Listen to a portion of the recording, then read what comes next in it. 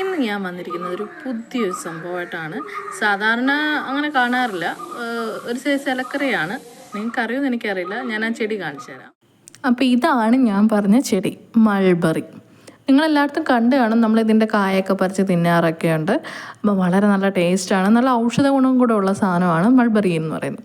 അപ്പോൾ നമ്മൾ എന്ത് ചെയ്യാൻ പോകുന്നത്, തളിരില എടുത്തിട്ട് ഒരു നല്ല ടേസ്റ്റി ആയിട്ടുള്ള തോരൻ ഉണ്ടാക്കുകയാണ്.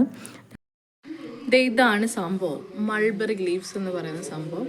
നമ്മളിതിൻ്റെ തളിരിലയാണ് കേട്ടോ എടുക്കുന്നത് തോരൻ വെക്കാനായിട്ട്. സംഭവം നല്ലതാണ്, പ്രഷർ കുറയാൻ വേണ്ടി നല്ലതാണ്. കുറേ ഹെൽത്ത് ബെനിഫിറ്റ്സ് ഉണ്ട് കേട്ടോ ഇതുമായിട്ട്. അപ്പോൾ നമുക്ക് ഇതിൻ്റെ തോരൻ ഉണ്ടാക്കാം.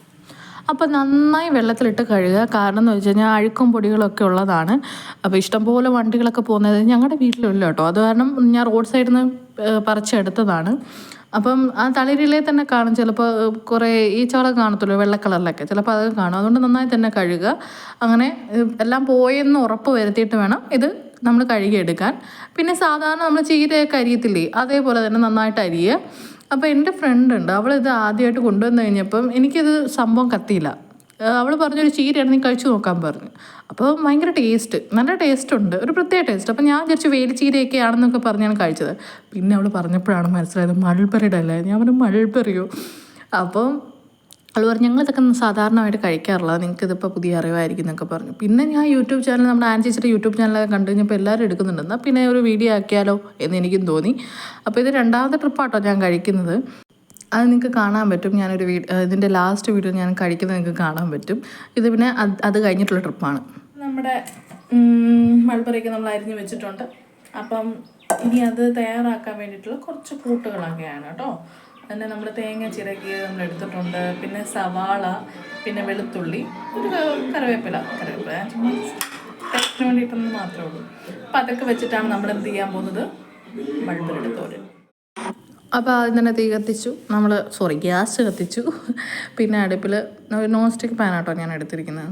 കാരണം നേരത്തെ കഴിഞ്ഞു പോയായിരുന്നു. അപ്പോൾ ഇത് കരിയാതിരിക്കാൻ വേണ്ടിയിട്ടുള്ള മാക്സിമം ശ്രമത്തിലാണ് ഞാൻ. അപ്പോൾ നമ്മൾ എണ്ണ ഒഴിച്ചിട്ട് നമ്മൾ കടുക് പൊട്ടിക്കുക. സാധാരണ നമ്മളെങ്ങനെയാണോ വറ്റൽമുളകിട്ട് കടുക് വറുക്കത്തില്ലേ, അത് തന്നെ സംഭവം.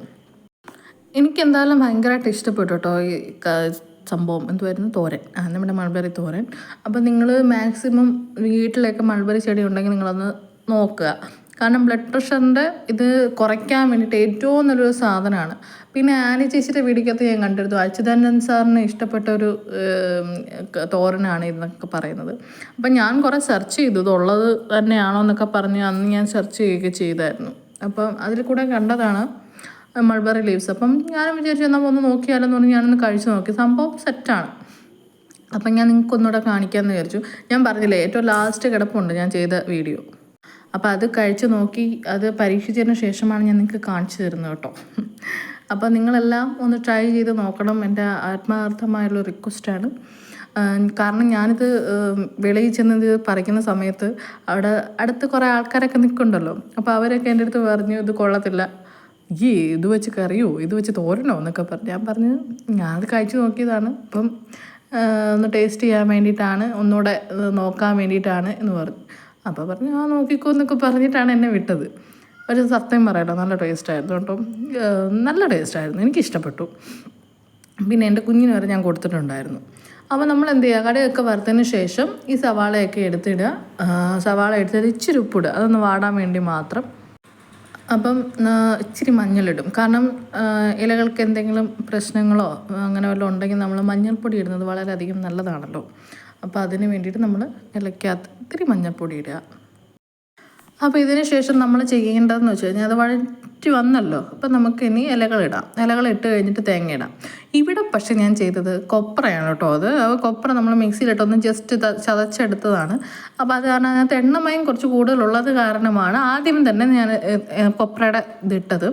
അതിന് ശേഷമാണ് ഇല ഇട്ടത്. അപ്പോൾ ആ എണ്ണമയം കൂടെ അതിനകത്ത് വരും. അപ്പോൾ കുറച്ച് നേരം നമ്മൾ അടച്ചു വെച്ച് വേവിക്കുക. അപ്പം ഒരു പ്രത്യേക മണമൊക്കെ വരും, ഒരു നല്ലൊരു ടേസ്റ്റാണ്. അപ്പോൾ നിങ്ങളത് എന്തായാലും നമ്മൾ ട്രൈ ചെയ്യുക. കാരണം നല്ല ഹെൽത്ത് ബെനിഫിറ്റ്സ് ഉള്ള ഒരു സാധനമാണ് ഈ മൾബറി ലീവ്സ് എന്ന് പറയുന്നത്.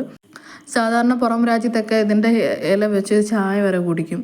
ഇപ്പം തന്നെ നമുക്കറിയാലോ ശംഖുപുഷ്പത്തിൻ്റെ ചായ കിട്ടും, അതേപോലെ ചെമ്പരത്തിയുടെ ചായ, അതേപോലെ ഇതിൻ്റെ മൾബറി ലീവ്സിൻ്റെ ചായ, അങ്ങനെ ഇഷ്ടംപോലെ തരത്തിൽ ഇപ്പോൾ ഇല അത്രയ്ക്ക് നല്ലതാണ്. നമ്മൾ ഇലവർഗ്ഗങ്ങൾ ഫുഡ് ചേർക്കുന്നത് വളരെയധികം ഹെൽത്ത് ബെനിഫിറ്റ്സ് ഉണ്ടാക്കുമെന്നാണ് പറയുന്നത്.